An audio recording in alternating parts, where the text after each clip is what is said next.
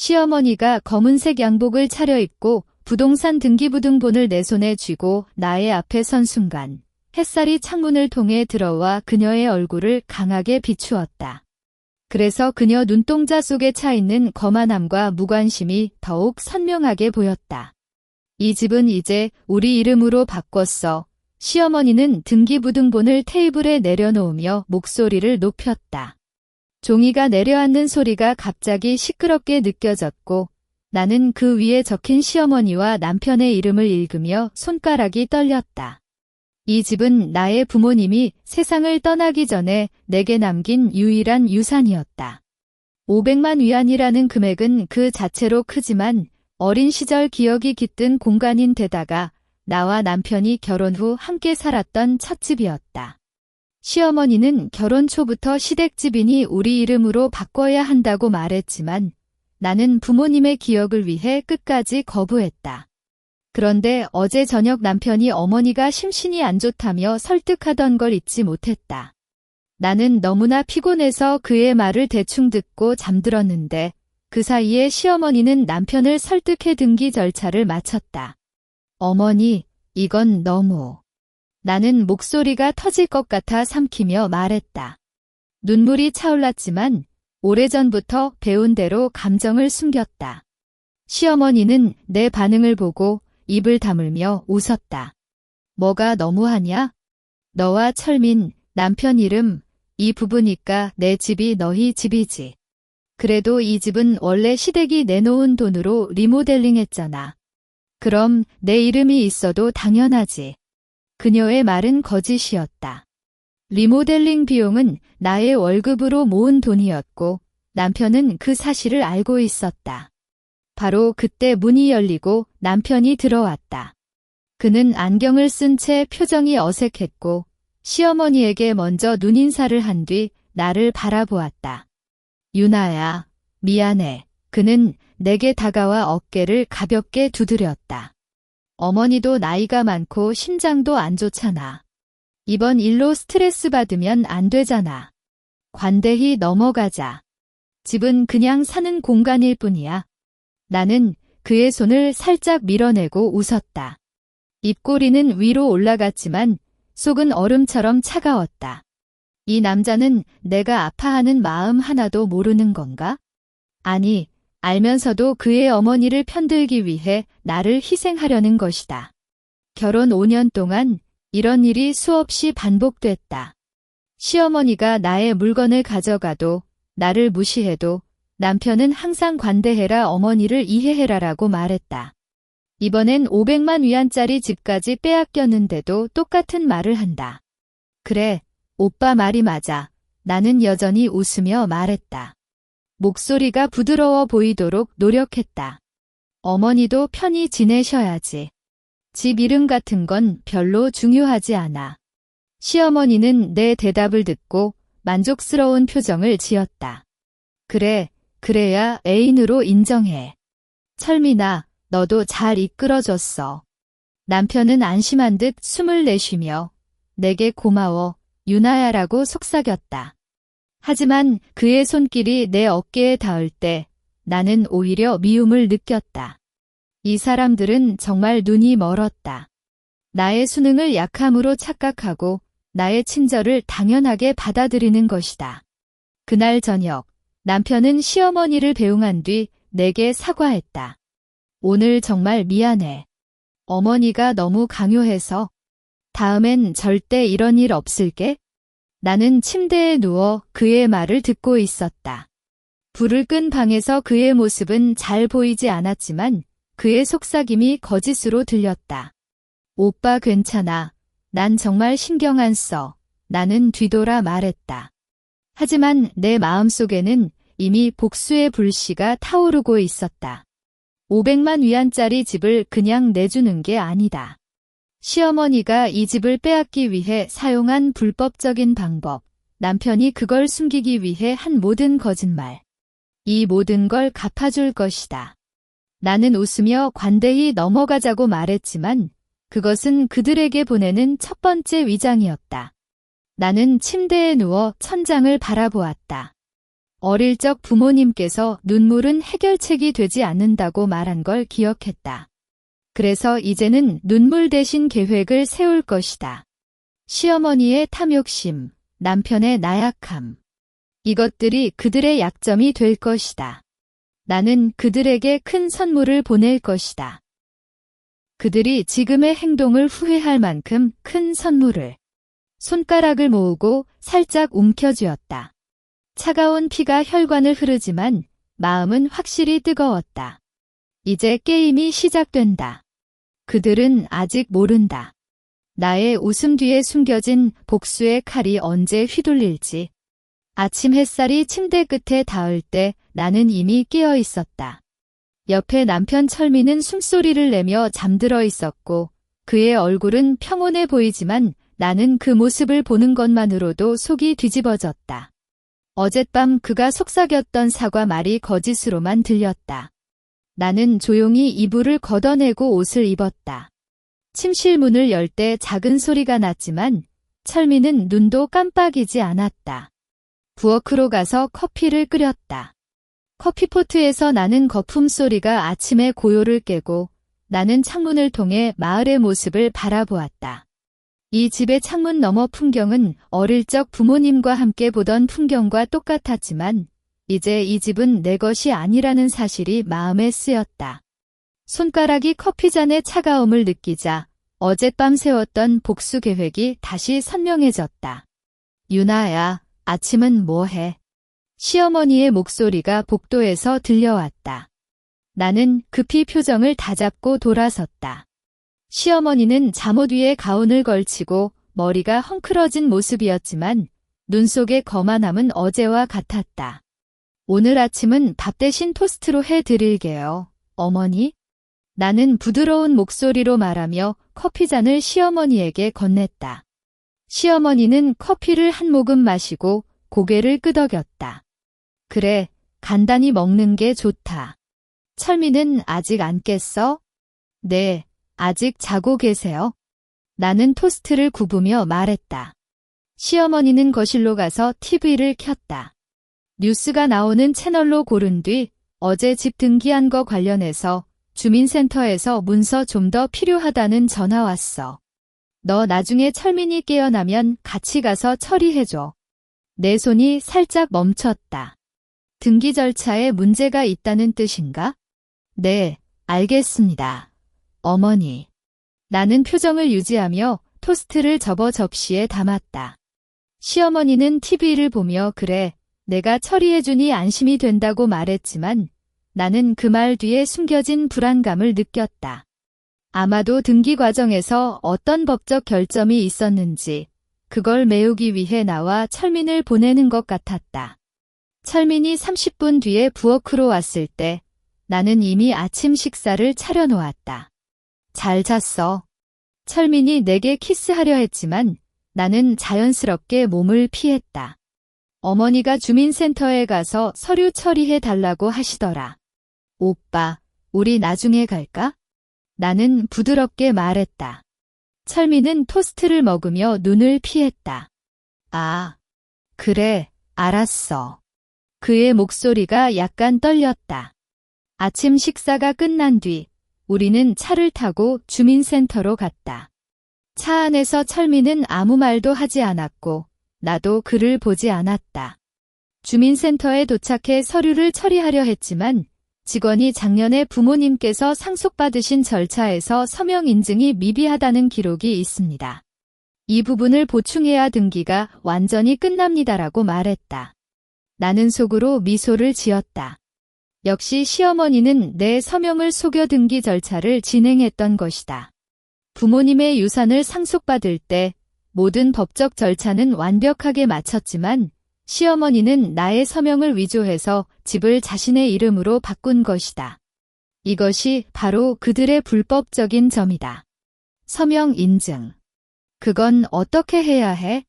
철민이 급히 묻는다. 직원이 필요한 서류를 설명해주는 동안 나는 철민의 뒤에서 스마트폰으로 직원이 말하는 내용을 녹음했다. 알겠습니다. 다음에 필요한 서류 가져오겠습니다. 철민은 급히 직원에게 인사하며 나를 끌고 나왔다. 차 안에서 철민은 심심찮게 숨을 내쉬었다. 유나야, 이거. 어머니가 서명을 대신하신 모양이야. 그래도 어머니도 의도는 나쁘지 않았어. 그냥 빨리 처리하려고 한 거야. 나는 창밖을 바라보며 말했다. 오빠, 그래도 이런 건 내가 알아야 하는 거 아니야?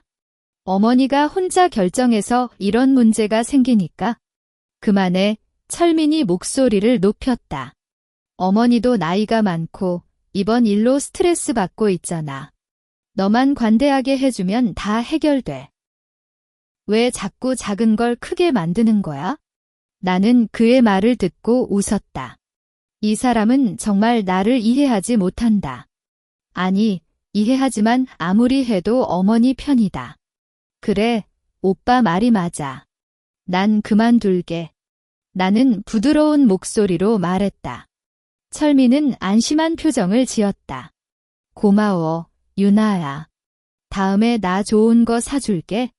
나는 그의 말에 아무 표정도 없었다. 좋은 거? 나는 그런 거 필요 없다. 내가 원하는 건 그들에게 내린 선물이다.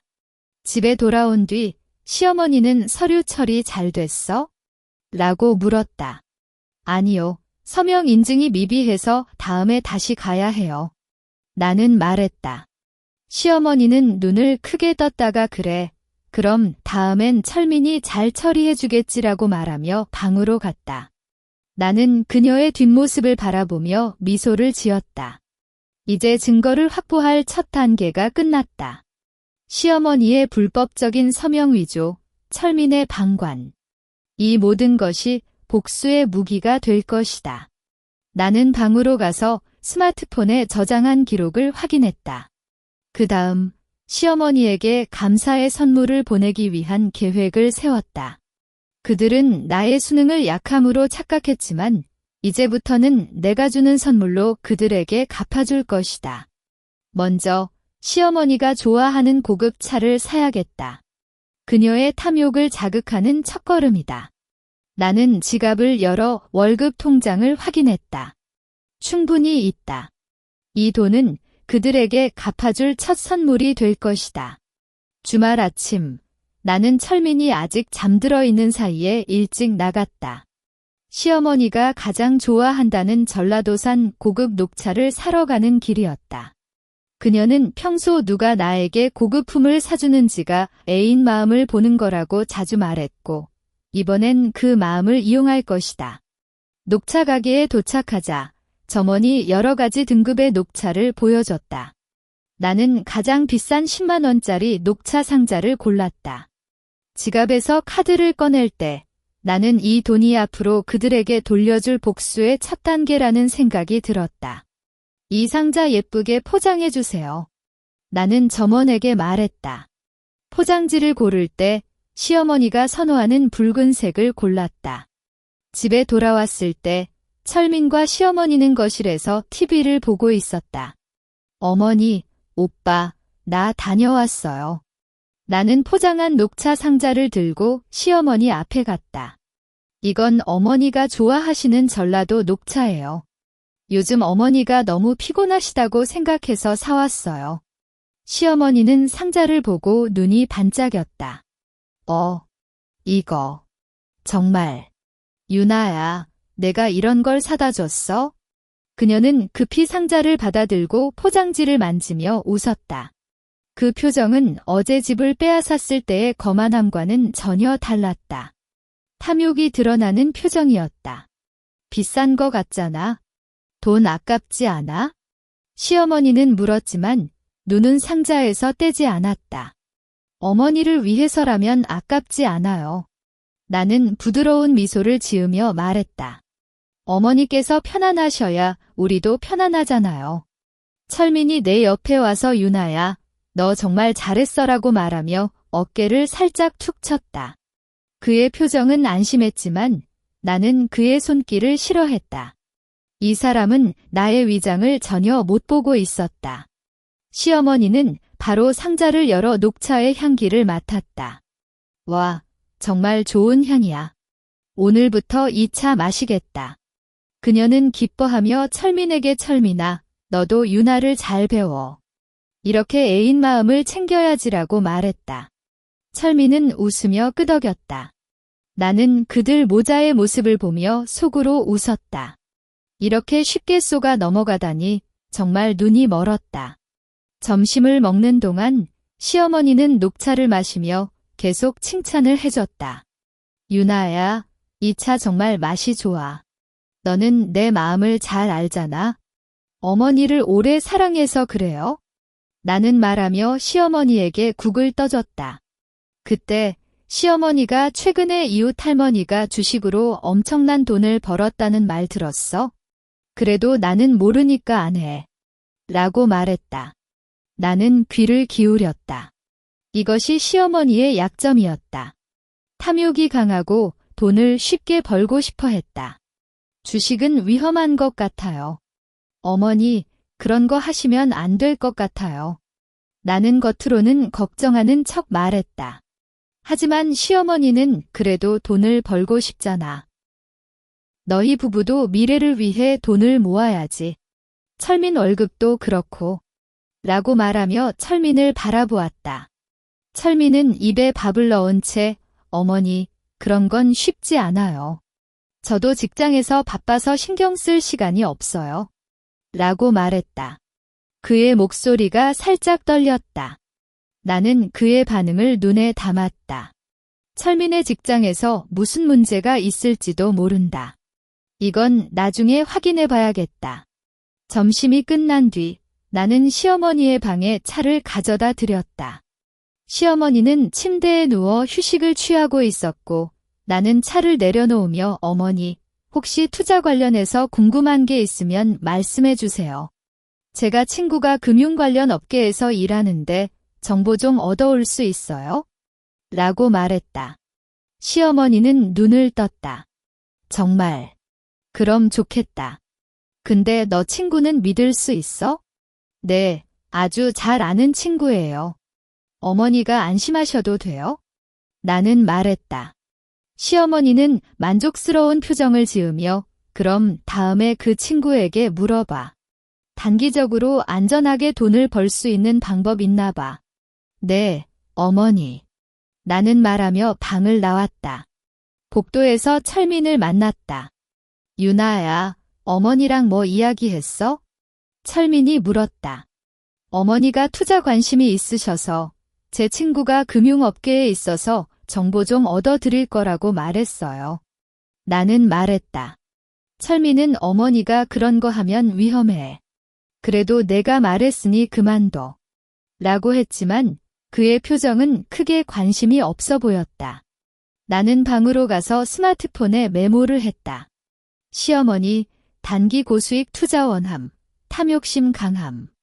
철민, 직장 바빠, 투자에 관심 없음, 직장에 문제 있을 가능성. 이 두 가지가 복수의 중요한 단서가 될 것이다. 그날 저녁, 나는 친구에게 연락했다. 사실 그 친구는 나의 표면적 인물이었다. 나는 인터넷에서 금융 관련 정보를 수집하며 시어머니에게 줄 투자 정보를 준비했다. 단기적으로 작은 이득을 보여주고 그 뒤에 큰 함정에 빠지게 할 것이다. 잠들기 전에 철민이 나에게 다가왔다. 유나야, 최근에 내가 너무 착해. 미안해. 예전에 널 제대로 챙겨주지 못해서. 그는 나를 안으려 했지만 나는 몸을 굳혔다. 오빠 괜찮아요. 이제 우리 잘 지내면 되잖아요. 나는 뒤를 돌아 말했다. 속으로는 이 말이 너무 우스웠다. 이제부터가 진정한 게임 시작이었다. 시어머니에게 작은 이익이라는 선물을 보내고 그녀의 탐욕심을 더욱 부추길 것이다. 그들이 점점 더 깊은 함정에 빠질수록 나의 복수는 더욱 완벽해질 것이다. 나는 천장을 바라보며 미소를 지었다. 이 선물은 그들에게 큰 아픔으로 돌아올 것이다.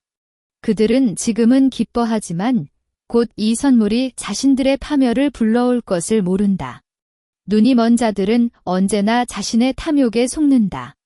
저녁 식사가 끝나고 철민이 설거지를 하려 할 때 나는 오빠는 쉬어. 내가 할게라고 말하며 부엌으로 들어갔다. 시어머니는 거실에서 TV를 보고 있었고 나는 설거지가 끝난 뒤 차를 마시러 거실로 갔다. 어머니, 차 마실래요? 나는 시어머니에게 차를 건네며 말했다. 시어머니는 차를 받아 마시며 유나야, 너 어제 말한 금융친구 진짜 믿을 수 있어? 라고 물었다. 눈에 탐욕이 가득 차 있었다. 나는 미소를 지으며 네, 어머니. 그 친구가 직접 관리하는 펀드가 있는데 단기적으로 10% 정도 수익을 보장한다고 해요. 물론 금액은 작게 투자하는 걸 추천해요. 라고 말했다. 이는 내가 인터넷에서 찾아낸 가짜 펀드 정보였다. 단기적으로 작은 이익을 주는 시스템을 미리 설정해 둔 것이다. 10%. 그렇게 많아? 시어머니는 눈을 크게 떴다. 그래도 위험하지 않아? 작게 투자한다는 게 얼마나 작아? 어머니가 편안한 금액이면 돼요? 예를 들어 100만 원 정도? 일주일 안에 10만 원을 더 받을 수 있어요. 나는 부드러운 목소리로 설득했다. 시어머니는 고개를 끄덕이며 100만 원이야. 그럼 괜찮겠네. 한번 시도해봐도 되겠다. 라고 말했다. 천민이 설거지를 마치고 거실로 왔을 때 시어머니는 곧바로 천민아, 유나 친구가 좋은 투자 정보를 알려줬어. 100만 원 투자하면 일주일 안에 10만 원 번다고 해. 라고 말했다. 철민은 눈썹을 찌푸렸다. 어머니, 그런 거 믿을 수 없어요. 인터넷에서 이런 거 다 사기예요. 아니, 유나 친구가 직접 관리하는 거라 안 돼? 유나도 믿잖아. 시어머니는 나를 쳐다봤다. 나는 철민에게 오빠, 괜찮아요. 제 친구가 정말 신뢰할 수 있는 사람이에요. 어머니가 작게 투자해서 시도해보는 거라 위험 없어요? 라고 말했다. 철민은 망설이다가 그래도 어머니 마음대로 해. 그래도 너무 많은 돈 넣지 마. 라고 말하며 포기했다. 그의 나약함이 또다시 드러났다. 다음 날 아침 시어머니는 100만 원을 내게 건넸다. 유나야, 이 돈 좀 내 친구에게 맡겨줘. 잘 해줘서 10만 원도 챙겨오게. 네, 어머니. 꼭 잘 처리해 드리겠습니다. 나는 돈을 받아들며 말했다. 속으로는 이 돈이 그녀에게 돌아올 리 없다는 생각이 들었다. 나는 시어머니를 피해 카페로 갔다. 미리 연락해둔 해커 친구에게 이 돈을 보내고 일주일 뒤 110만 원을 시어머니의 계좌에 입금하라고 지시했다. 이 친구는 대학 시절 같이 활동했던 사람으로 컴퓨터 기술이 뛰어났다. 유나, 알았다. 일주일 뒤 정확히 입금해 줄게. 친구는 전화해서 말했다. 일주일이 금방 지났다. 저녁 식사 중에 시어머니의 휴대폰에서 문자가 왔다. 그녀는 문자를 보고 갑자기 기뻐하며 와. 진짜 들어왔어. 110만 원. 라고 외쳤다. 철민은 놀란 표정을 지으며 정말? 그래도 운이 좋았어. 라고 말했다. 시어머니는 아니, 이건 유나 친구가 잘 관리해서야. 유나야, 정말 고마워. 너 덕분에 돈을 벌었어. 그녀는 나에게 웃으며 손을 잡았다. 나는 부드럽게 미소를 지으며 어머니가 기뻐하시면 돼요. 이제 안심하셨어요. 그럼 다음엔 더 투자해야지.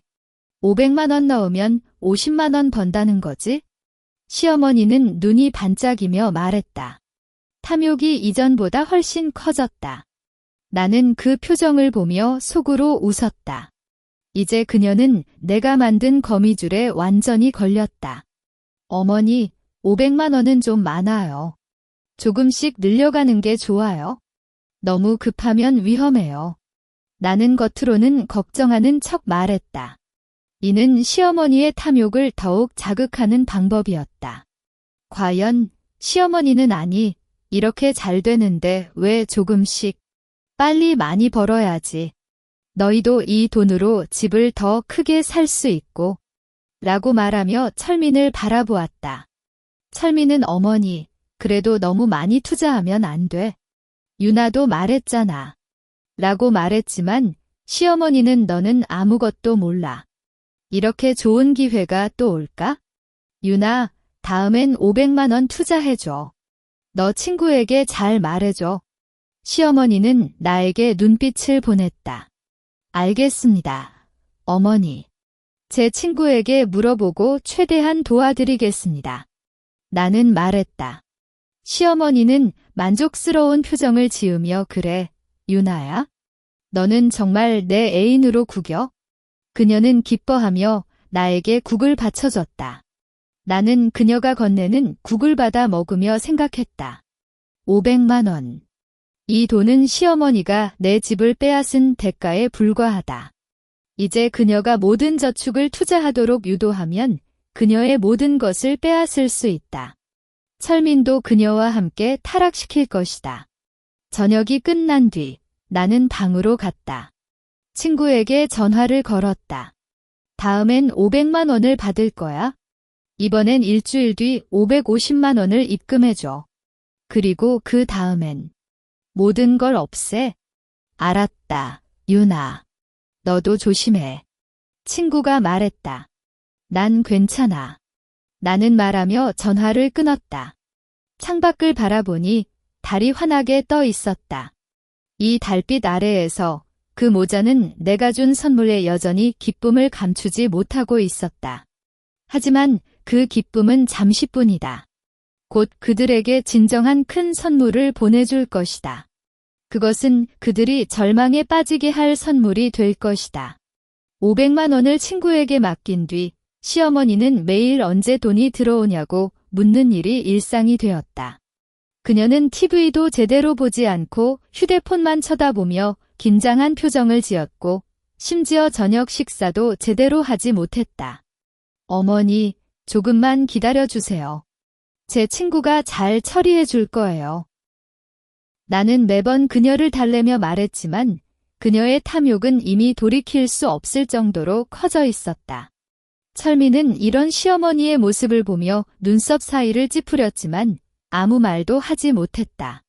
그의 직장이 바빠진 건지 최근엔 늦게 들어오는 일이 많아졌고 집에 와도 항상 피곤해하는 표정을 짓고 있었다. 오빠, 요즘 직장이 너무 바빠. 나는 저녁 후 커피를 타며 철민에게 물었다. 철민은 커피를 마시며 속삭였다. 프로젝트가 밀렸어. 좀 스트레스 받네. 그의 눈을 보니 피로뿐 아니라 무언가 걱정하는 게 느껴졌다. 그럼 좀 쉬어야 해요. 건강이 중요해. 나는 그의 어깨를 살짝 두드렸다. 이는 표면적인 관심이었지만 철민은 이런 나의 행동에 약해졌다. 유나야, 최근에 내가 정말 달라. 그는 갑자기 말했다. 나의 손이 살짝 멈췄다. 의심이 시작된 것이다.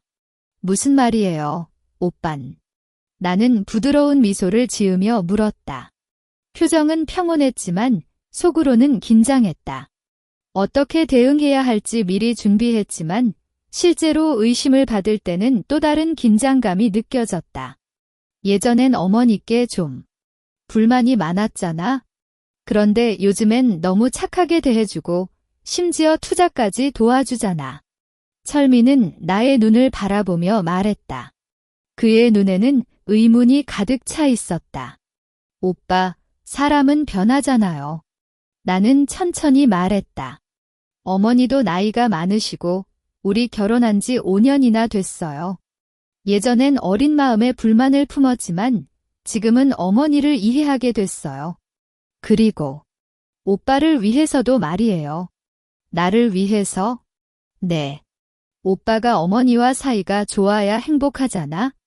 예전엔 내 불만 때문에 오빠가 곤란해하셨어. 그래서 나도 노력해서 어머니와 잘 지내려고 해요.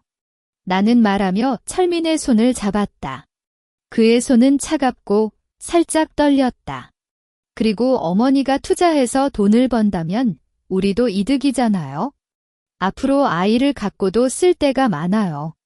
이 말은 시어머니뿐만 아니라 철민의 욕심도 자극하는 것이었다. 철민은 잠시 고민하다가 그래? 그래도 너무 급하게 변한 거 아니야? 그는 아직 의심을 품고 있었다. 오빠, 그동안 내가 미안해. 나는 갑자기 눈물을 글썽이며 말했다. 이는 연기였다. 예전엔 너무 자신감이 없고 어머니의 행동에 쉽게 상처받아서 오빠를 힘들게 했어요. 이제 좀 더 성숙해졌다고 생각해요.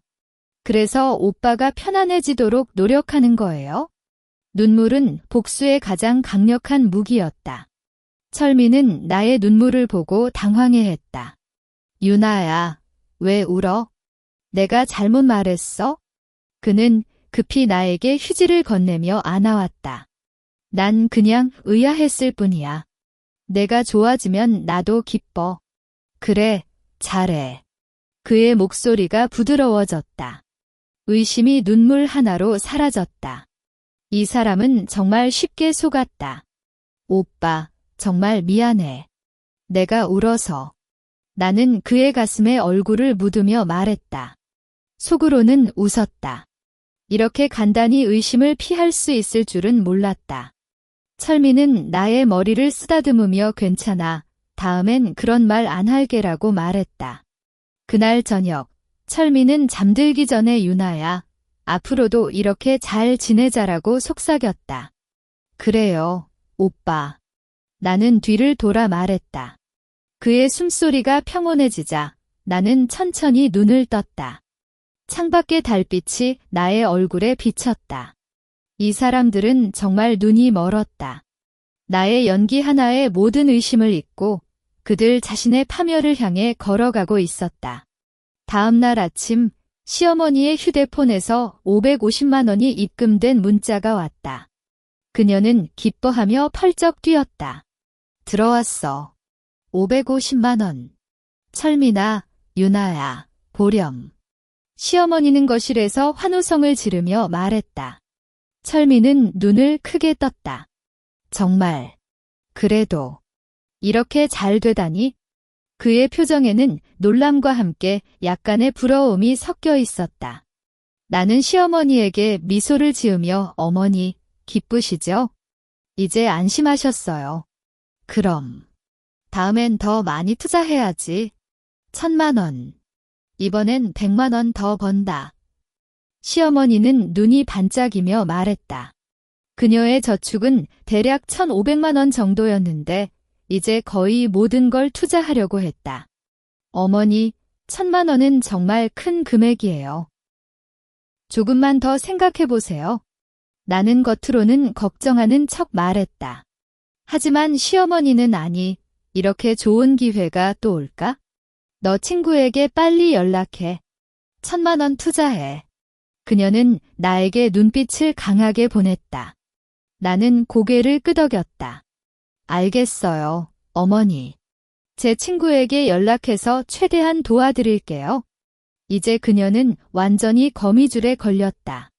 1,000만 원을 투자하면 그녀의 모든 것을 빼앗을 수 있다. 그리고 철민도 그녀와 함께 추락할 것이다.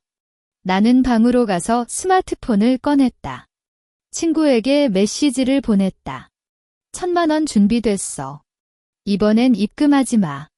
모든 걸 지워. 친구는 곧바로 답장을 보냈다. 확인. 너도 마음 준비해. 나는 메시지를 보고 미소를 지었다. 이제 진정한 복수의 막이 올라간다. 친구에게 메시지를 보낸 뒤 나는 방 안에서 한숨을 내쉬었다. 이 제 1,000만 원을 받아들이면 시어머니의 모든 저축이 날아갈 것이다. 하지만 단순히 돈을 잃게 하는 것만으로는 충분하지 않다.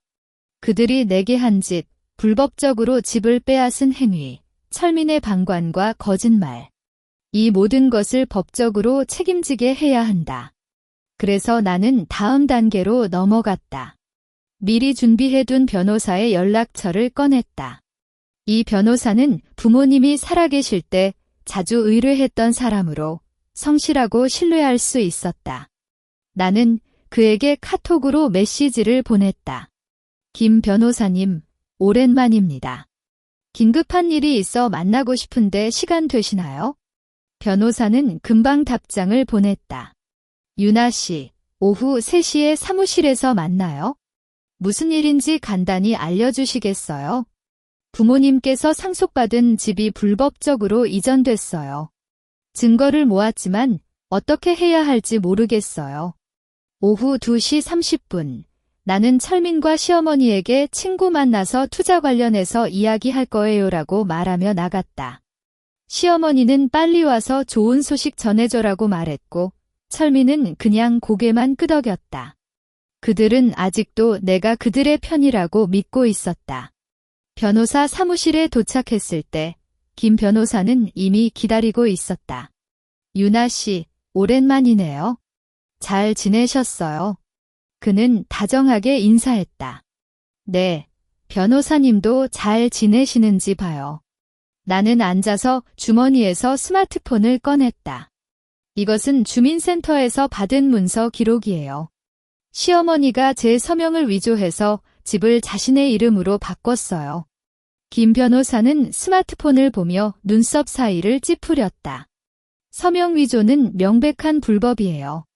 하지만 증거가 확실해야 해요.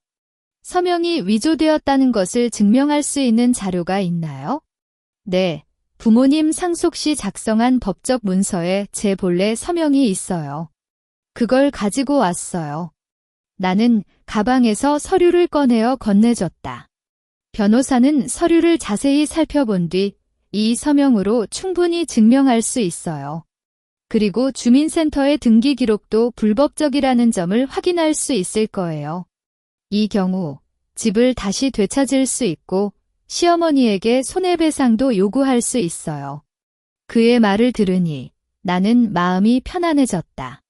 하지만 변호사님, 이 외에도 철민이 직장에서 공금을 횡령하는 것 같아요. 이 증거도 모으면 함께 책임을 물을 수 있나요? 내가 물었다. 철민의 최근 행동이 의심스러웠고 만약 공금 횡령이 사실이라면 그의 처벌은 더욱 무거워질 것이다. 물론이죠. 공금 횡령도 형사 책임을 져야 하는 범죄예요. 하지만 이 증거는 더욱 신중하게 수집해야 해요. 불법적인 방법으로 얻은 증거는 법적 효력이 없어요. 변호사가 조언했다. 알겠습니다. 저는 철민의 휴대폰이나 서류를 살펴보겠습니다. 조심하세요. 만약 들키면 큰 문제가 생길 수 있어요. 변호사와의 만남이 끝난 뒤 나는 카페에 들렀다. 철민의 휴대폰 비밀번호를 알고 있었다. 결혼 초에 함께 설정한 비밀번호를 아직도 바꾸지 않았었다.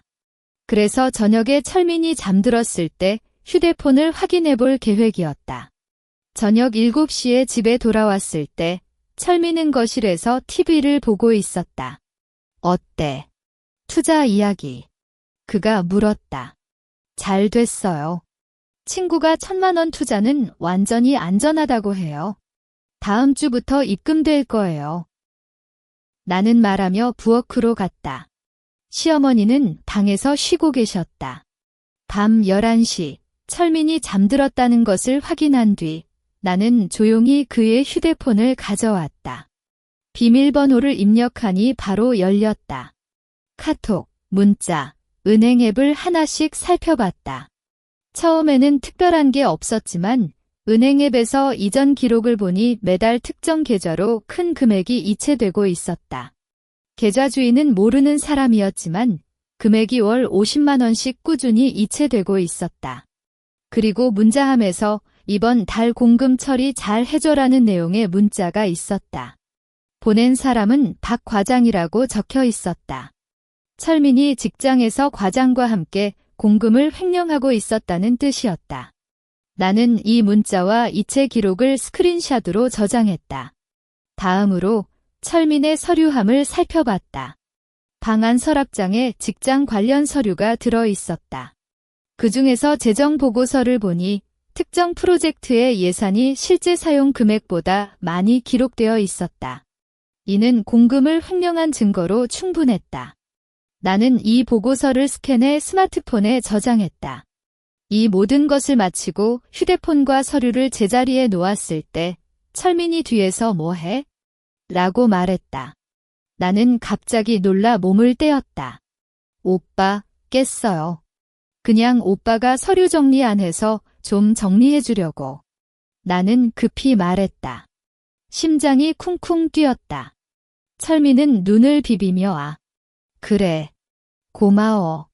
그는 다시 누웠다. 잘 자. 네, 오빠도 잘 자요. 나는 방으로 돌아갔다. 속으로는 긴장감이 풀렸다. 아슬아슬하게 들킬 뻔했다. 하지만 이제 철민의 공금 횡령 증거도 확보했다. 침대에 누워 천장을 바라보았다. 시어머니의 불법 이전 증거, 철민의 공금 횡령 증거. 복수의 사슬이 완성되었다. 이제 그들과 그들의 아이는 도망칠 곳이 없다. 다음 단계는 시어머니에게 1,000만 원을 투자하도록 유도하고 모든 것을 박살내는 것이다. 나는 스마트폰을 꺼내 변호사에게 메시지를 보냈다. 변호사님, 철민의 공금 횡령 증거도 모았어요. 이제 준비는 끝났어요. 변호사는 좋아요. 기다리다가 필요할 때 연락드릴게요. 라고 답장했다.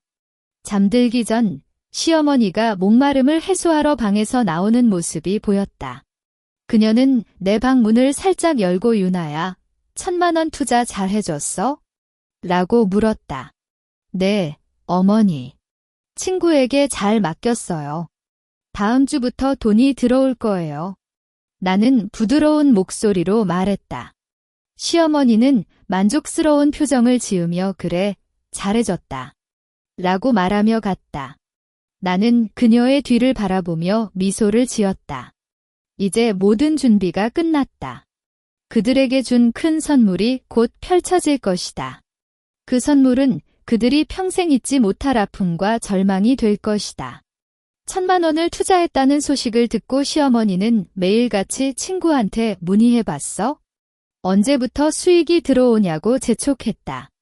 그녀는 심지어 내 휴대폰을 살펴보려 하기도 했고, 외출할 때마다 어디 가는 거야? 투자 관련이 아니야? 라고 의심스럽게 묻는 일까지 생겼다. 탐욕이 이성을 잃게 만들었는지 그녀는 이제 나를 단순히 돈을 벌어주는 도구로만 바라보고 있었다. 어머니, 제 친구가 큰 프로젝트를 진행 중이라 조금 시간이 걸린다고 해요. 나는 매번 이렇게 달래며 말했다. 하지만 친구가 지금 새로운 기회를 찾았다고 해요. 더 큰 규모의 투자이지만 수익률도 15%로 훨씬 높아요. 단기 2주면 되고 안전성도 더 높다고. 이는 나의 최후의 유인이었다. 시어머니에게 남은 500만 원까지 투자하도록 설득해야 했다. 15%. 2주면 75만 원 더 번다는 거지? 시어머니는 눈을 크게 떴다. 손가락을 빨리 세며 계산했고 입꼬리가 자연스럽게 올라갔다. 그래도 500만 원을 더 투자해야 해? 네, 어머니. 이 프로젝트는 최소 투자 금액이 1,500만 원이라서요. 지금 어머니가 투자하신 1,000만 원에 500만 원을 더하면 참여할 수 있어요. 2주 후엔 총 1,725만 원을 받을 수 있게 되는 거예요. 나는 부드러운 목소리로 설득했다. 시어머니는 잠시 고민했다. 하지만 500만 원은 내 마지막 저축이야. 이걸 다 투자하면 만약에 안 되면 어떡해? 그녀의 눈에 처음으로 걱정이 스쳤다. 어머니, 이전 투자해서 잘 됐잖아요. 제 친구가 직접 관리하는 거라 안심하셔도 돼요. 게다가 이 프로젝트는 대기업과 협력하는 거라 위험은 거의 없다고 해요. 나는 자신감 넘치는 표정으로 말했다. 그때 철민이 저녁을 사와서 문을 열었다. 시어머니는 곧바로 철민아, 유나 친구가 새로운 투자 기회를 알려줬어. 500만 원 더 투자하면 2주 후에 75만 원 더 벌 수 있다고. 라고 말했다. 철민은 양념치킨을 들고 들어오던 손을 멈췄다. 어머니, 그래도 너무 많이 투자하는 거 아니에요? 마지막 저축까지. 아니, 이건 확실한 거야. 이전에도 잘 됐잖아. 2주 후에 돈을 다 받으면 우리 가족이 부자가 될 수 있어. 시어머니는 기뻐하며 철민을 밀쳤다. 유나도 이거 참 좋다고 해. 너 왜 항상 부정적인 거야? 철민은 나를 바라보았다. 그의 눈에는 의문이 남아있었지만 이전 110만 원과 550만 원이 실제로 입금됐다는 사실이 그의 의심을 줄였다. 오빠, 정말 안전한 거예요? 제 친구가 믿을 수 있는 사람이에요. 게다가 이번 기회는 정말 드문 거예요. 지금 놓치면 다음엔 없을 수도 있어요. 나는 철민에게도 설득했다. 어머니가 이렇게 기뻐하시는데 그냥 지지해 주세요. 2주 후에 돈을 받으면 우리도 여행이나 갈 수 있잖아요. 철민은 잠시 생각하다가 그래? 그럼 어머니 마음대로 해. 라고 말하며 양념치킨을 테이블에 내려놓았다. 그의 나약함이 다시 한번 드러났다. 시어머니의 기분을 거스르는 것보다는 아무 생각 없이 따라가는 게 더 편했던 걸지도 모른다. 그래. 그럼 500만 원도 투자해.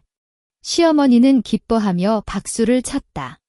유나야, 내일 아침에 돈 좀 받아가서 친구에게 맡겨줘. 꼭 잘해줘서 1725만 원을 챙겨오게. 네, 어머니. 꼭 잘 처리해 드리겠습니다. 나는 미소를 지으며 말했다. 속으로는 이제 모든 게 끝난다는 생각이 들었다. 시어머니의 모든 저축 1,500만 원이 이제 나의 소나기에 들어왔고 그녀는 이 돈을 다시 볼 수 없을 것이다. 다음 날 아침 시어머니는 500만 원을 봉투에 담아 나에게 건넸다. 이거 다 넣어줘. 꼭 기억해. 2주 후에 돈을 챙겨오는 거? 네, 어머니. 안심하세요.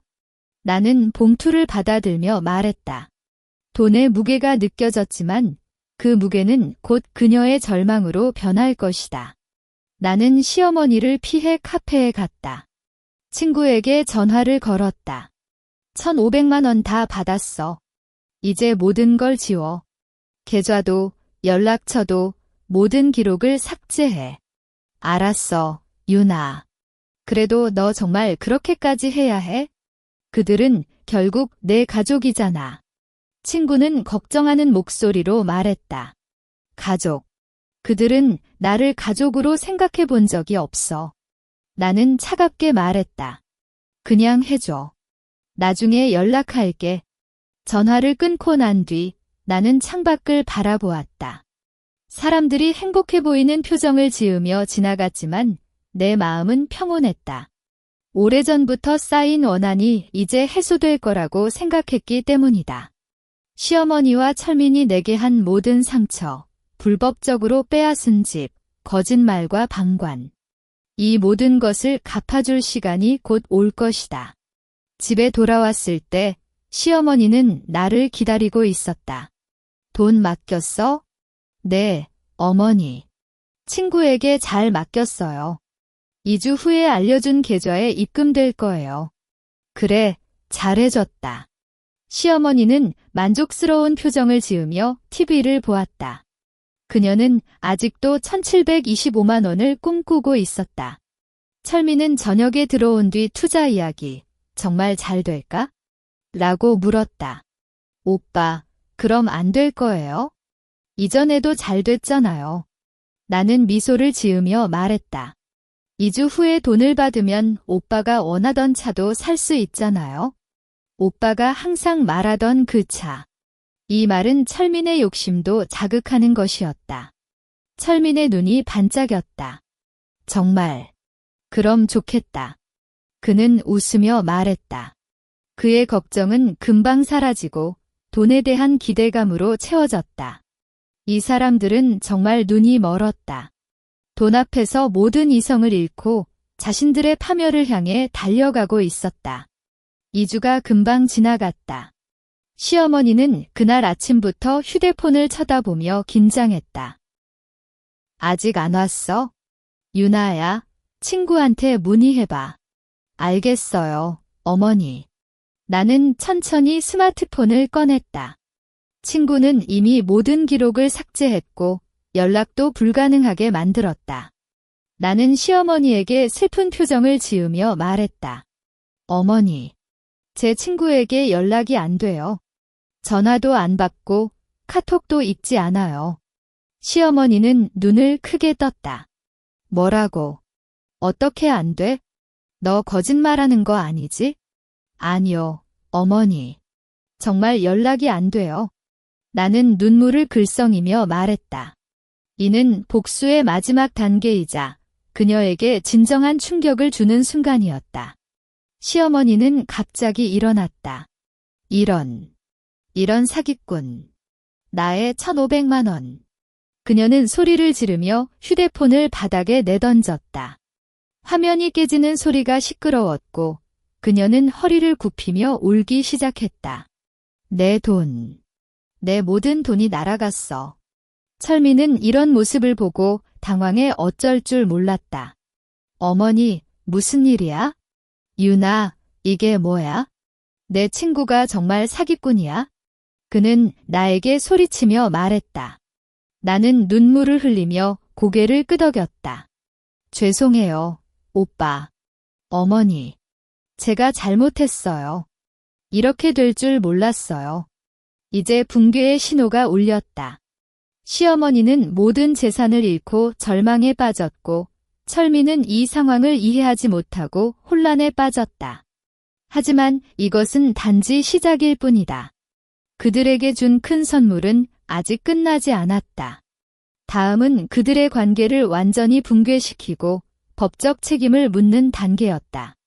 나는 시어머니가 울고 있는 모습과 철민이 혼란스러워하는 모습을 보며 속으로 미소를 지었다.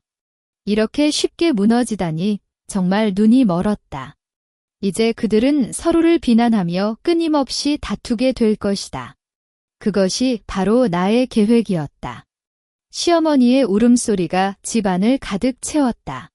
그녀는 바닥에 깨진 휴대전화를 짓밟으며 내 돈, 내 1,500만 원 이라고 계속 외쳤다. 눈물과 분노가 뒤섞인 표정이 끔찍했고 이전의 거만한 모습은 하나도 남아있지 않았다. 단지 돈을 잃은 처절한 노인의 모습이었다. 철민은 시어머니를 보며 팔짱을 끼고 혼란스러워했다. 어머니, 진정하세요. 지금 이렇게 해도 돈이 돌아오지 않잖아요? 진정. 어떻게 진정하라고? 내 모든 저축이 날아갔어. 너도 이렇게 된 건 내 탓이야. 시어머니는 갑자기 철민을 향해 소리를 지르며 말했다. 처음에 내가 1,000만 원 투자할 때 너도 반대하지 않고 그냥 보고만 있지 않았어? 너도 돈을 탐내서 이렇게 된 거야. 어머니, 제가 언제 돈을 탐냈다고요? 처음부터 이 투자가 위험하다고 말했잖아요. 어머니가 탐욕이 강해서 들었다는 거잖아요. 철민도 분노에 찬 목소리로 맞받아쳤다. 그의 얼굴이 빨갛게 달아올랐고 손가락을 시어머니에게 향했다. 유나도 이 친구가 믿을 수 있다고 했지만 내가 계속 말렸잖아. 너만 안 들어줬어. 나는 왜? 유나가 친구가 정말 좋다고 해서 믿은 거야. 너는 아내 말은 안 듣고 어머니 말만 듣는다는 거 잊어? 이제 와서 나를 탓해. 시어머니는 철민의 가슴을 쳤다. 내가 이렇게 된 건 다 너 때문이야. 너 때문에 나도 돈을 잃었어. 그들이 서로 밀치며 다투는 모습을 보며 나는 눈물을 흘리지 않을 수 없었다. 어머니, 오빠, 그만하세요. 이제 싸워도 돈 안 돌아오잖아요. 나는 그들 사이에 들어가 말했지만 그들의 분노는 식지 않았다. 이것이 바로 내가 원했던 모습이었다. 서로 탓하며 관계를 끊어버리는 것이다. 그럼 어쩌라고? 내 돈을 어떻게 찾아오냐? 유나, 너 친구 연락처 좀 줘. 내가 직접 찾아가서 돈 돌려달라고 할게. 시어머니는 나를 붙잡았다. 그녀의 손이 차갑고 떨렸다. 어머니, 제 친구 연락처도 갑자기 통하지 않아요. 카톡도 차단됐고 전화번호도 바꿨어요. 나는 슬픈 표정을 지으며 말했다. 이는 사실이었다. 친구는 모든 연락 수단을 끊어버렸다. 이런 사기꾼. 유나, 너도 이 사기꾼과 함께 속인 거 아니지? 너도 돈을 나눠 가지려고 그랬어? 시어머니는 갑자기 나를 의심했다. 그녀의 눈에는 혐오감이 섞여 있었다. 어머니, 제가 어떻게 그럴 수 있어요? 제가 도와주려고 했는데 이렇게 된 거예요. 저도 속았어요. 나는 더 크게 울었다. 만약 제가 알았다면 절대로 어머니를 이렇게 안 시켰어요. 철미는 어머니, 유나가 그럴 리 없어. 그녀도 속은 거야? 라고 말했다. 하지만 그의 표정에는 의심이 남아 있었다. 그럼 뭐 해? 이제 돈은 없고 어떻게 살아가냐? 철미는 허리를 굽히며 한숨을 내쉬었다. 그의 직장에서도 공금 횡령 문제가 터질 가능성이 높았고 이제 돈도 잃었으니 더욱 절망할 것이다. 저녁은 아무도 먹지 않았다. 시어머니는 방에 갇혀 계속 울었고 철미는 거실에서 담배를 피웠다.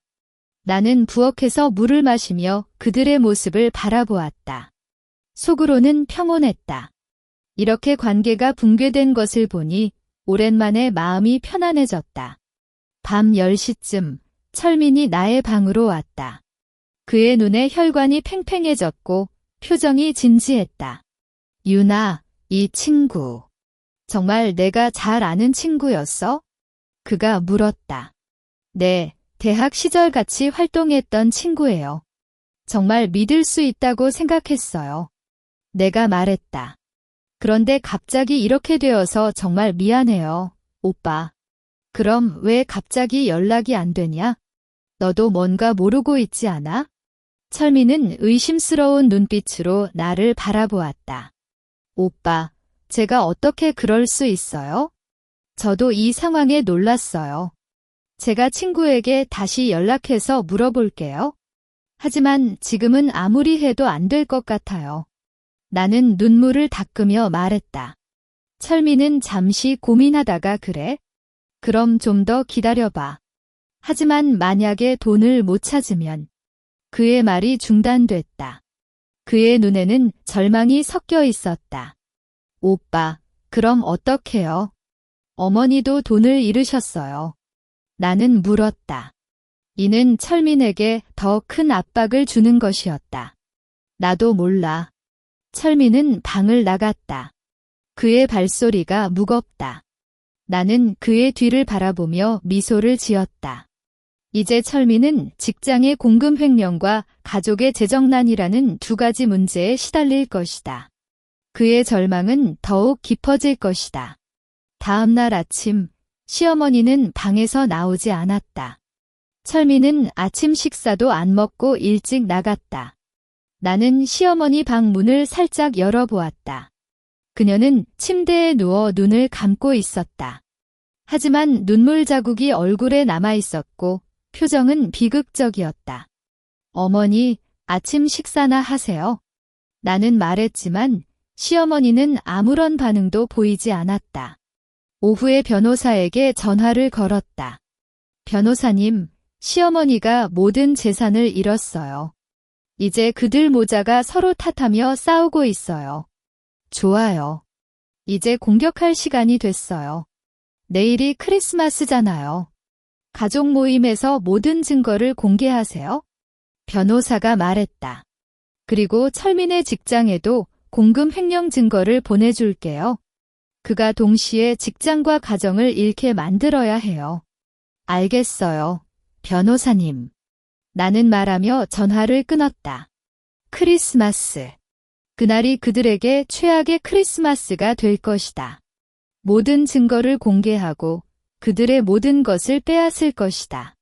저녁에 철민이 들어왔을 때 얼굴이 창백했다. 유나, 내 직장에서 문제가 생겼어. 그는 나에게 말했다. 목소리가 떨렸다. 오빠, 무슨 문제예요? 나는 물었다. 공금 횡령 의혹을 받았어. 상사가 나를 불렀고 증거도 제출하라고 해. 철민은 허리를 굽히며 한숨을 내쉬었다. 이제 직장도 잃을지 몰라. 오빠, 어떻게 그럴 수 있어요? 왜 공금을 횡령하셨어요? 나는 놀란 표정을 지으며 말했다. 이것은 연기였다. 나도 몰라. 처음엔 빌려 쓰고 돌려놓으려 했는데 계속해서 갚지 못하고. 이제는 이렇게 됐어. 철민은 눈물을 흘렸다. 그의 절망이 이제 가득 차 있었다. 시어머니는 이 대화를 듣고 방에서 나왔다. 천민아, 너 공금 횡령했다고? 정말. 그녀는 소리를 지르며 말했다. 어머니, 미안해요. 하지만 저도 갚으려고 했어요. 철민은 시어머니에게 무릎을 꿇었다. 이제 어떻게?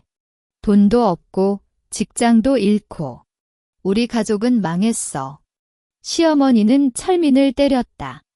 이런 불쟁기하네. 내 탓에 이렇게 된 거야. 내 탓에 나도 돈을 잃었어. 시어머니는 철민을 계속해서 때렸다. 철민은 아무런 저항도 하지 않고 그냥 맞았다. 지금 모자는 서로에게만 분노를 쏟아붓고 있다. 나는 그들 싸우는 모습을 보며 속으로 웃었다. 이제 모든 것이 완벽하게 진행되고 있었다. 그들은 돈을 잃고 직장을 잃고 관계도 붕괴됐다. 이제 남은 건 크리스마스의 모든 증거를 공개하고 그들의 마지막 희망까지 박살내는 것이다. 크리스마스 아침, 나는 집을 정리하고 선물을 준비했다. 이는 그들에게 준 마지막 선물이었다. 시어머니의 불법 이전 증거, 철민의 공금 횡령 증거를 담은 USB와 인쇄본이었다. 그들은 이 선물을 보고 절망에 빠질 것이다. 시어머니와 철민은 아침 식사를 마치고 거실에서 침묵을 지키고 있었다. 그들의 표정은 비극적이었고 서로를 쳐다보지도 않았다. 나는 그들 앞에 오빠, 어머니, 크리스마스 축하해요. 선물을 준비했어요. 라고 말하며 USB와 인쇄본을 내려놓았다. 그들은 선물을 보며 의아한 표정을 지었다. 이게 뭐야? 철민이 물었다. 오빠, 어머니가 직접 보시면 알아요. 이것이 제가 드리는 마지막 선물이에요.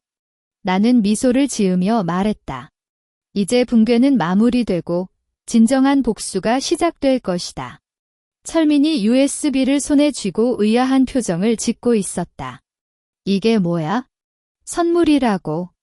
시어머니도 눈을 찌푸리며 유나야, 가끔 괴상한 짓을 하네. 지금 이런 상황에서 무슨 선물이? 라고 말하려다가 철민이 인쇄본을 펼치는 모습을 보고 말을 멈췄다. 철민은 첫 페이지를 보자 얼굴이 갑자기 창백해졌다. 그 손에 들고 있던 건 바로 그가 직장에서 공금을 횡령한 증거였다. 문자 기록 스크린샷, 은행 이체 내역, 부정하게 작성된 재정 보고서. 모든 게 명확히 적혀 있었다. 이건 어디서 나온 거야? 철민은 목소리가 떨리며 나를 쳐다봤다. 눈에는 공포가 가득 차 있었다. 시어머니도 급히 다가와 인쇄본을 보았다. 공금 횡령. 천민아, 이거 진짜야. 그녀는 소리를 지르며 철민에게 다가갔다. 너 정말 공금을 횡령했다고? 그래서 돈이 모자라서 내 저축을 투자하려 한 거야? 시어머니의 목소리에는 분노와 절망이 뒤섞여 있었다. 아니, 어머니. 이건 오해야. 이거 누가 만들어낸 거야. 철민은 패닉 상태에서 뒤로 물러났다. 유나, 이거 내가 한 짓이지? 내가 이런 걸 만들어내서 우리를 괴롭히는 거지? 그는 나에게 소리치며 말했다. 나는 평온한 표정을 유지하며 오빠, 이건 제가 만들어낸 게 아니에요. 이건 모두 사실이에요. 나는 철민의 인쇄본을 가져와 시어머니에게 내밀었다. 어머니, 이 문자는 박 과장이 오빠에게 보낸 거예요. 이번 달 공금 처리 잘 해줘라고 적혀 있잖아요. 그리고 이 이체 기록은 오빠니 매달 특정 계좌에 50만 원씩 보내는 거예요. 이 계좌 주인이 누군지는 몰라도 공금을 횡령한 건 명백해요. 거짓말. 이건 위조품이야. 철민이 나를 향해 달려왔지만 나는 자연스럽게 피했다. 오빠, 위조품이라고 증명할 수 있어요? 변호사님께 이미 이 증거를 보여드렸고 법적으로 인정받을 수 있는 자료예요. 나는 차갑게 말했다. 이제 연기할 필요가 없었다.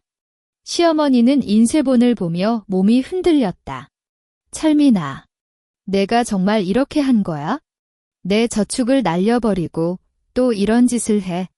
그녀는 눈물을 흘리며 철민을 때렸다. 우리 가족 망하게 만드는 거야. 어머니, 미안해요. 하지만 저도 돌려놓으려 했어요. 그런데 계속해서 갚지 못하고 이제는 이렇게 됐어. 철민은 무릎을 꿇고 울었다. 그의 모습은 처절했지만 나는 아무런 연민도 느끼지 못했다. 이것은 그가 스스로 선택한 길이었다. 그럼 이건 또 뭐야? 시어머니는 USB 옆에 놓인 또 다른 인쇄본을 보았다. 그건 바로 집을 불법적으로 이전한 증거였다. 부모님 상속 시 작성한 본래 서명과 시어머니가 위조한 서명의 비교본, 주민센터에서 받은 등기 기록 결점 증명서. 모든 것이 명확히 나열되어 있었다. 시어머니의 얼굴이 순식간에 빨갛게 달아올랐다. 이건. 어머니, 이 집은 제 부모님의 유산이에요. 제 서명을 위조해서 등기 절차를 마친 건 명백한 불법이에요. 나는 차갑게 말했다. 어머니가 이 집을 빼앗기 위해 사용한 방법이 모두 여기에 적혀 있어요. 변호사님은 이 증거로 집을 다시 되찾고 어머니에게 손해배상도 요구할 거예요. 거짓말. 이 집은 시댁이 내놓은 돈으로 리모델링 했잖아. 그러니 내 이름이 들어간 게 당연하지. 시어머니는 소리를 지르며 말했다. 하지만 그녀의 목소리는 자신감이 없었다. 리모델링 비용은 제 월급으로 모은 돈이에요. 오빠도 그 사실을 알고 있어요. 나는 철민을 바라보았다. 철민은 고개를 숙인 채 아무 말도 하지 않았다. 이는 묵인한 것이다. 어머니, 이 집을 불법적으로 빼앗은 건, 그리고 오빠가 공금을 횡령한 건, 이 두 가지 모두 법적 책임을 져야 하는 범죄예요. 범죄? 내가 범죄를 저질렀다고? 시어머니는 갑자기 웃음을 터뜨렸다. 그 웃음은 비명에 가까웠다. 이렇게 됐다면? 다 내 탓이야, 유나. 내가 이런 음모를 꾸민 거야. 내가 우리를 망하게 만든 거야. 그녀는 나를 향해 달려왔지만 나는 다시 피했다. 어머니, 이건 제 음모가 아니라 그들 스스로 한 행동에 대한 결과예요. 나는 평온하게 말했다. 어머니가 제 집을 빼앗았고 오빠가 공금을 횡령했어요. 제가 한 건 단지 이 사실을 밝히는 것뿐이에요. 철민은 이제 아무 말도 하지 않고 울고 있었다. 시어머니는 방 안을 헤매며 내 돈, 내 집, 모두 날아갔어. 라고 속삭였다. 그녀의 눈에는 빛이 사라지고 오직 절망만이 남아 있었다. 나는 그 모자의 처절한 모습을 보며 한숨을 내쉬었다. 이것이 바로 그들이 내게 한 짓에 대한 대가였다. 오빠, 어머니. 이것이 제가 드리는 마지막 선물이에요. 나는 미소를 지으며 말했다. 어머니가 500만 위안짜리 집을 빼앗았고 오빠가 나를 속였어요. 이제 이 선물로 모든 것을 갚아드렸어요. 시어머니는 갑자기 허리를 굽혔다. 아파. 가슴이 아파. 그녀는 손으로 가슴을 누르며 쓰러질 것 같았다. 하지만 나는 그녀를 부축해주지 않았다. 이는 그녀가 스스로 초래한 결과였다. 철민은 시어머니를 보고 당황해 어쩔 줄 몰랐다. 어머니, 어떻게 되셨어요? 병원에 갈까요? 하지만 시어머니는 그의 손을 밀쳐냈다. 나 만지지 마. 너도 나를 속였어. 너도 이 여자와 함께 나를 속였어. 그녀는 의식이 흐릿해지는 것 같았다. 바로 그때 문 밖에서 경찰관과 변호사의 모습이 보였다. 변호사가 미리 연락해서 부른 것이었다.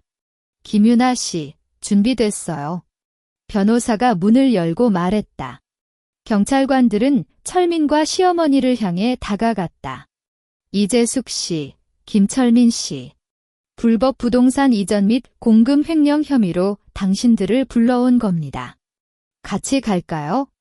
경찰관의 목소리는 단호했다. 시어머니는 경찰관을 보고 갑자기 울음을 참았다. 나는 죄 없어. 이 여자가 음모를 꾸민 거야. 나는 속았어. 하지만 경찰관들은 그녀의 말을 무시하고 구속용 수갑을 채웠다. 철민도 아무런 저항도 하지 않고 수갑을 채웠다. 그의 눈에는 모든 희망이 사라졌다. 유나야, 너 정말 이렇게 할 거였어? 철민은 나를 바라보며 말했다. 그의 목소리에는 슬픔과 원망이 섞여 있었다. 나는 그에게 미소를 지으며 말했다. 오빠, 어머니. 이것은 그분들이 받아 마땅한 벌이에요. 당신들이 나에게 한 모든 것, 이제 갚았어요. 경찰관들이 시어머니와 철민을 데려갔을 때 그들의 울음소리와 원망하는 소리가 멀어져 갔다. 집안은 갑자기 고요해졌다. 나는 창밖을 바라보았다. 크리스마스 저녁의 불빛이 아름답게 빛나고 있었지만 그 빛은 이제 나에게만 속한다. 이제 선물의 진면모가 모두 드러났다. 시어머니와 철민은 모든 것을 잃고 법적 책임을 져야 했고 나는 부모님의 유산인 집을 되찾았으며 오랜만에 마음의 평온을 찾았다. 하지만 이것이 끝이 아니다. 다음은 그들의 최후를 지켜보는 것이다. 경찰차가 멀어지는 소리가 사라진 뒤 집안은 갑자기 고요해졌다. 햇살이 창문을 통해 들어와 테이블에 내려놓은 증거 인쇄본을 비추고 있었고 그 위에 적힌 글씨들이 아직도 선명하게 보였다. 시어머니의 절규와 철민의 울음소리가 귀에 맴돌지만 나는 아무런 감정도 느끼지 못했다. 오랜만에 이 집이 진정으로 내 것임을 느꼈다. 나는 테이블을 정리하며 부모님의 모습을 떠올렸다. 어린 시절 이 집에서 부모님과 함께 저녁을 먹고 거실에서 TV를 보던 기억이 하나씩 떠올랐다. 시어머니가 이 집을 빼앗았을 때 부모님의 기억까지 빼앗긴 것 같다는 슬픔이 있었지만 이제 그 기억들이 다시 돌아온 것이다. 엄마, 아빠. 제가 집을 되찾았어요. 나는 속으로 속삭였다. 다음 날 변호사로부터 전화가 왔다. 유나 씨, 이재숙 씨 시어머니 이름은 불법 부동산 이전과 서명 위조 혐의로 기소되었고 김철민 씨는 공금 횡령 혐의로 기소되었습니다. 법원에서 증거가 충분하다고 판단했고 아마도 실형을 받을 가능성이 매우 높습니다. 그리고 집은 다음 주에 정식으로 당신의 이름으로 돌려받을 수 있게 됩니다. 감사합니다. 변호사님. 나는 말했다. 목소리가 평온했다. 이것이 바로 그들에게 맞는 결론이었다. 법정 공판은 한 달 뒤에 진행되었다. 나는 변호사와 함께 법원에 갔다. 시어머니는 검은색 옷을 입고 헝클어진 머리를 단정히 묶었지만 눈에는 절망이 가득 차 있었다. 철민은 안경을 쓰고도 눈썹을 찌푸렸고 나를 바라보는 눈빛에는 원망이 섞여 있었다. 하지만 나는 그들의 눈을 피하지 않았다. 이것은 그들이 스스로 선택한 운명이었다. 판결 결과는 예상대로였다. 시어머니는 2년형과 500만 위안의 손해배상금을 물었고 철민은 3년형과 공금 횡령액에 해당하는 600만 위안을 환수해야 했다. 판결이 나온 뒤 시어머니는 법정에서 나는 죄 없어. 이 여자가 음모를 꾸민 거야. 라고 소리치며 발광했지만 아무도 그의 말을 듣지 않았다. 철민은 고개를 숙인 채 아무런 말도 하지 않았다. 나는 법원을 나온 뒤 변호사에게 인사를 건넸다. 이제 모두 끝났어요. 변호사님. 네, 유나 씨. 이제 새로운 삶을 시작하세요. 변호사는 미소를 지으며 말했다. 집이 정식으로 내 이름으로 돌아온 날 나는 집안을 꾸몄다. 시어머니가 두고 간 물건들은 모두 버렸고 부모님의 사진을 거실 벽에 걸었다. 사진 속 부모님은 웃고 있었고 그 미소를 보면 마음이 편안해졌다. 저녁에 나는 부모님의 사진 앞에 촛불을 켰다. 엄마, 아빠, 이제 제가 혼자 잘 살아갈게요. 시간이 흘러 겨울이 왔다. 나는 직장에서 열심히 일했고 주말에는 친구들과 만나거나 책을 읽으며 평온한 삶을 살았다. 시어머니와 철민에 대한 생각은 거의 없었다. 그들은 이미 지나간 사람들이었고 나는 더 이상 그들에게 시간을 낭비하지 않았다. 어느 날 친구가 나에게 연락했다. 유나, 김철민이 감옥에서 나왔다는 소식 들었어. 그런데 갈 곳이 없어서 길거리에서 헤매고 있다더라. 그래. 나는 평온하게 말했다. 어쩌겠어. 그가 스스로 선택한 길이잖아. 친구는 그래도 내가 좀 위험할 수 있어? 그 사람이 널 찾을지도 모르잖아. 라고 했지만 나는 걱정하지 않았다. 그는 이제 나를 상처 입힐 힘이 없었다. 사실 철민이 나를 찾아왔다. 어느 주말 오후 집 앞에 서서 기다리고 있었다.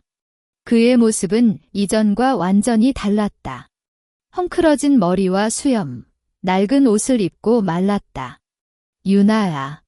그는 나를 바라보며 말했다. 목소리가 약했다. 무슨 일이야? 나는 차갑게 말했다. 미안해. 정말 미안해. 그때 너를 속이고 너의 집을 빼앗아버린 건? 철민은 눈물을 흘리며 말했다. 어머니도 후회하고 있어? 그래도 너에게 용서를 빌고 싶어. 우리 다시 시작할 수 없어? 나는 웃었다. 그 웃음은 차갑게 식었다. 오빠, 용서할 수 있어요. 하지만 다시 시작할 수는 없어요. 왜? 우린 결혼한 지 5년이나 됐잖아. 그동안의 기억은 없어? 기억이 있어요. 하지만 그 기억들은 아픔뿐이에요. 오빠가 나를 속이고 어머니가 나를 괴롭히던 기억들 말이에요. 나는 철민을 바라보며 계속해서 말했다. 오빠와 어머니는 눈이 멀었어요. 나의 수능을 약함으로 착각하고 나의 친절을 당연하게 받아들였어요. 그리고 돈과 욕심 때문에 자신들의 삶을 망쳤어요. 이것은 제 탓이 아니라 오빠와 어머니가 스스로 한 선택이에요. 철민은 무릎을 꿇고 울었다. 그럼 적어도 돈 좀 빌려줘. 지금 갈 데도 없고 배도 고파. 돈은 없어요? 나는 차갑게 말했다. 오빠가 공금을 횡령했을 때, 시어머니가 제 집을 빼앗았을 때 나에게 돈을 빌려달라고 말했어요? 그렇지 않잖아요. 이제는 스스로 해결해요. 나는 문을 닫았다. 철민의 울음소리가 밖에서 들렸지만 나는 돌아보지 않았다. 이것이 그들에게 맞는 끝이었다. 눈이 먼 자들은 결국 자신의 욕심에 속아 절망에 빠지는 것이다. 다음 날 아침, 나는 기차를 타고 바다로 갔다. 부모님이 좋아하셨던 바다 도시였고 오랜만에 여행을 떠났다. 바다를 보면 마음이 평온해졌고 모든 아픔이 잊혀졌다. 나는 모래 위에 앉아 바다를 바라보았다. 햇살이 바다에 반사되어 눈부셨고 바람이 나의 머리카락을 흩뜨렸다. 이제 새로운 삶을 시작하자. 나는 속으로 말했다. 복수는 끝났다. 시어머니는 감옥에서 자신의 죄를 뉘우치고 철민은 길가에서 헤매며 후회할 것이다. 하지만 나는 더 이상 그들을 신경 쓰지 않았다.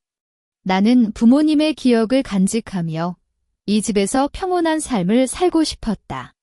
저녁에 집에 돌아왔을 때 해가 지고 있었다. 나는 창문을 열고 밖을 바라보았다.